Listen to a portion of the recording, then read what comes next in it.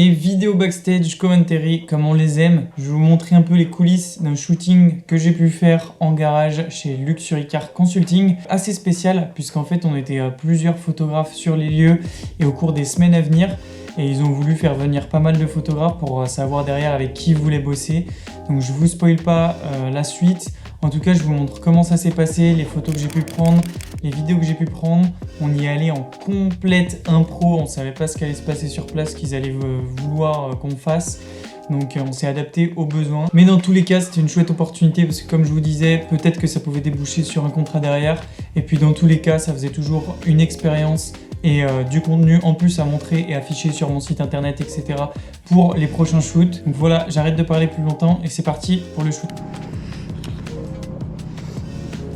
Alors je vais pas vous laisser les images brutes de GoPro qui vous montrent un peu ce que je fais, sachant que j'ai filmé 25% du shooting. Ça a quand même duré 3 bonnes heures. Donc du coup on avait 2 voitures à shooter. Ils voulaient des photos et des vidéos.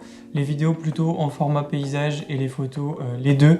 Donc vous imaginez bien que comme j'ai voulu tout faire, c'était assez compliqué de passer du stabilisateur à pas de stabilisateur pour la vidéo et pour la photo. Quand je suis en photo, faire des photos et en portrait et en paysage. Sachant qu'avec un filtre polarisant, forcément, quand on passe de portrait à paysage, il faut retourner le filtre à chaque fois. Bon, j'interromps la vidéo, mais je me sens tout nu sans lunettes. Voilà, ce sera mieux. Bon, du coup, peu importe, j'arrive sur le lieu du shooting et je commence par sortir mon stabilisateur, le régler en mode paysage pour pouvoir faire mes premiers plans. Donc, la première voiture, c'était une Aston Martin DBS.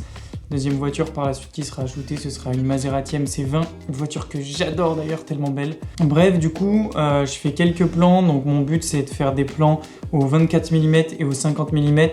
Avec le 24 mm, ce qui est pratique, c'est qu'en faisant un petit crop dans le capteur aussi de mon Sony A7 III, ça me permet de shooter en 35 mm directement en 4K. Donc finalement, avec 2 objectifs, j'avais quand même une bonne plage de focale, sans même utiliser un zoom. Parce que du coup j'étais juste avec 2 objectifs fixes. Donc je fais quelques plans d'un peu plus loin pour avoir la voiture dans sa globalité, quelques plans un peu zoomés, notamment au 50 mm. En tout cas j'essaye d'être super stable parce que même avec un stabilisateur, derrière en post-production, c'est pas toujours si évident que ça d'avoir des plans qui sont super smooth, surtout si on veut faire un accéléré. Donc j'essaie vraiment d'être hyper stable. Évidemment, j'utilise un filtre ND et un filtre polarisant. Le filtre ND pour pouvoir shooter à 1/50 de seconde en vidéo pour ce fameux flou de mouvement et un filtre polarisant pour enlever les reflets. Pour l'automobile, c'est absolument primordial. Puis voilà, ça se passe. Un coup, j'enlève mon appareil du stab pour faire des photos. Un coup, je le remets sur le stab pour faire de la vidéo. En fait, je pouvais pas faire que de la vidéo et ensuite que de la photo parce que la voiture, on l'a déplacée, on l'a changée d'orientation devant le garage et donc forcément, on n'allait pas refaire toutes les orientations une fois de plus pour pouvoir ensuite faire les photos, sachant qu'en plus, il y avait déjà un photographe à mes côtés, donc du coup, il fallait suivre la cadence de l'emplacement de la voiture. Donc je profitais d'avoir un emplacement de la voiture pour faire et la vidéo et la photo. Après, moi, je me concentrais surtout sur les vidéos parce que à mes côtés, c'était donc un photographe et il faisait pas du tout de vidéo. Donc, si jamais il me manquait quelques photos, je me disais qu'il pouvait toujours combler avec ce que les autres photographes faisaient. Mais bon, dans ma mentalité, je veux toujours tout faire au mieux, photo et vidéo. Donc, j'ai vraiment fait de mon mieux.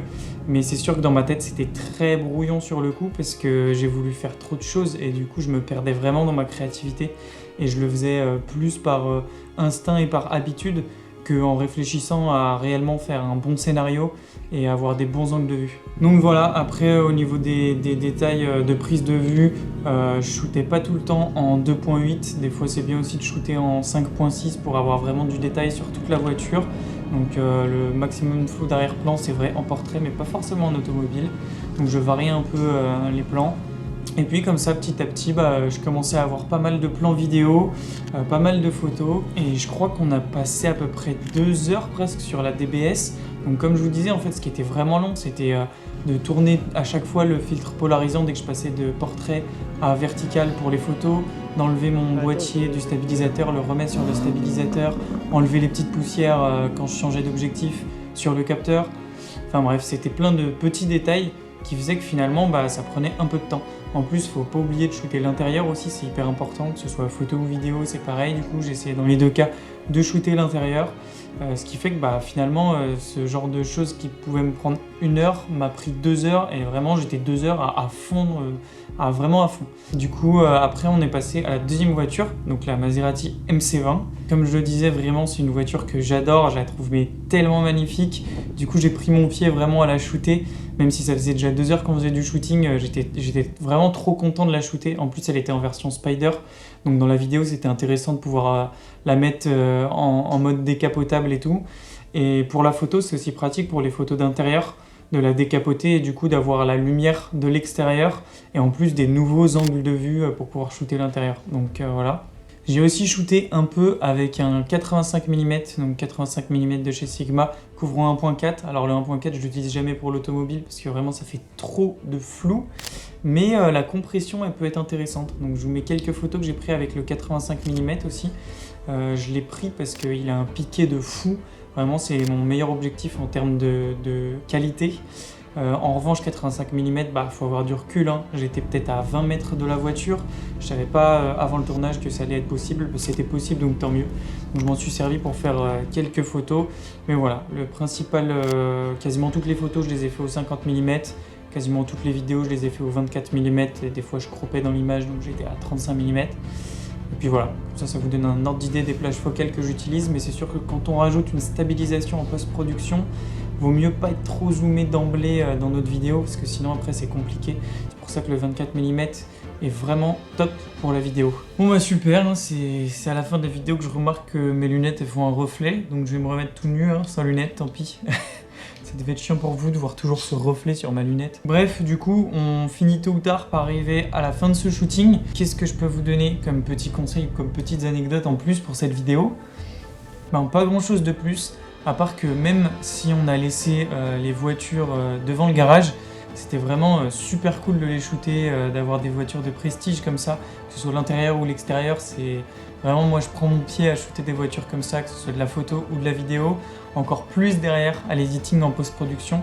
Et à ça aussi, j'ai passé quasiment une semaine au total. On a shooté le lundi et j'ai dû passer le mardi, mercredi, jeudi en entier en post-production, donc à faire 2 vidéos et à faire toutes les photos. Sur les photos, je sais plus j'en ai combien, mais au final, je devais avoir 50 photos à peu près. Et sur les vidéos, je suis à une vidéo par voiture. Une qui fait 1 minute 05 et l'autre 1 minute 12, un truc comme ça. Enfin, un peu plus de la minute, quoi. Et mine de rien, faire le sound design, la colorimétrie, choisir les musiques libres de droit, mettre les plans dans le bon ordre, etc. Surtout quand on veut s'appliquer, quand on est un peu perfectionniste comme moi, ça prend énormément de temps.